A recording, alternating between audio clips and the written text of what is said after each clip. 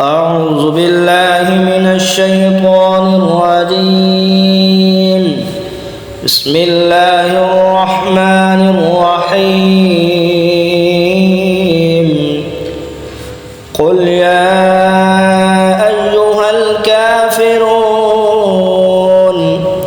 لا أعبد ما تعبدون ولا أنتم عابدون ما أعبد ولا أنا عابد ما عبدتم ولا أنتم عابدون ما أعبد لكم دينكم ولي دين.